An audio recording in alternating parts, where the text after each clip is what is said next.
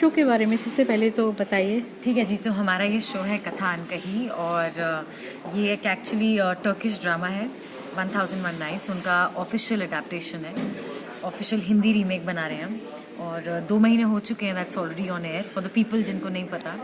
So it comes on Sony TV Monday to Friday 8:30 PM।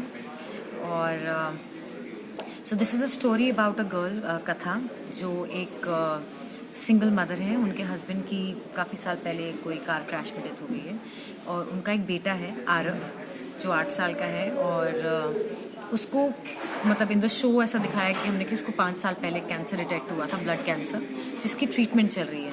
और कथा की life में ना उसके पेरेंट्स हैं ना इन लॉज सपोर्ट करते हैं, तो बेसिकली फैमिली वही है, कथा और आरव। और उसके लिए the only focus point of a life of कथा इज़ कि मुझे अपने बच्चे को बचाना है।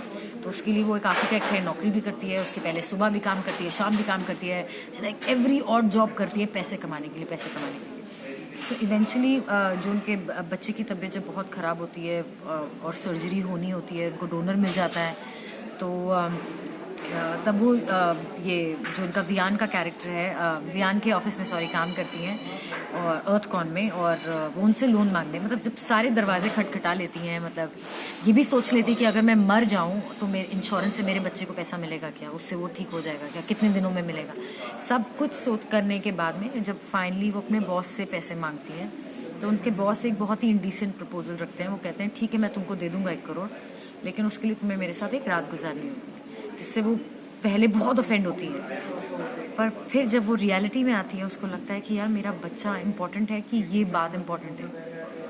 तो शी चोज कि मेरा बच्चा इम्पोर्टेंट है। एंड आई थिंक मैं काफ़ी रीज़न करती थी शुरू में इस बात से, but me being a mother I can understand. जब आपका बच्चा होता है देन यू अंडरस्टैंड बच्चे की जान से ज़्यादा तो और कोई चीज़ इम्पोर्टेंट नहीं होती। आपकी सेल्फ रिस्पेक्ट, ये वो, everything becomes secondary. So she compromises on her self-respect and she goes to this man। और वो बोलती है कि मुझे आज, कहता कब वो रात, तो कहती आज ही की रात और आज ही मुझे पैसा चाहिए।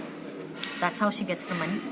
और वो अपने बच्चे का इलाज करवाती है, वो ठीक हो जाता है, और लाइफ में डिसाइड करती है to move on in life. और बच्चा ठीक हो जाता है, बच्चा ठीक हो जाता है। तो मैं ये नेगेटिव चीज़ें नहीं सोचूंगी, अब मैं अपनी लाइफ में आगे फोकस करूँगी। बट जो वियान का कैरेक्टर है वो क्या होता है, वो मुझे पसंद करता होता है, like a good employ and he likes me, पर उनको वो मेरी एक तरीके का टेस्ट सा कर रहा होता है। वो सोचता है कि लेट मी सी, कि मैं इस लड़की को ही बोल के देखता हूँ कि मैं तुझे तब 1 करोड़ दूंगा, लेट सी क्या करती। तो मैं बोल देती हूँ ना आके कि हाँ I am ready to sleep with you for money. तो उसके दिमाग में और पक्का, क्योंकि उनके चाइल्डहुड से उनका वो ऐसा, उनके लाइफ में कुछ ऐसा हुआ है कि वो उनका इम्प्रेशन है कि सारी लड़कियाँ गोल्ड डिगर्स होती हैं, उनको सिर्फ पैसा चाहिए और कुछ नहीं।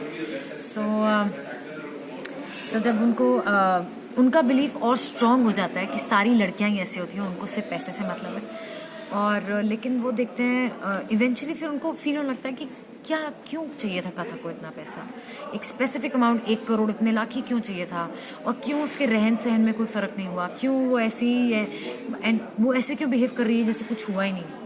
सो फिर वो eventually tries to get in to know कि क्या होता है। और इवेंचुअली अब हमारे शो में आई थिंक लास्ट वीक पता चल गया है उसको कि उसके बच्चे को कैंसर था, और उसको लगता है कि उससे कितना बड़ा पाप हो गया कि उसने एक माँ को ऐसा बोला कि मैं तेरे को 1 करोड़ दूंगा, और उसको वो अनजान था, ही डिड नॉट नो।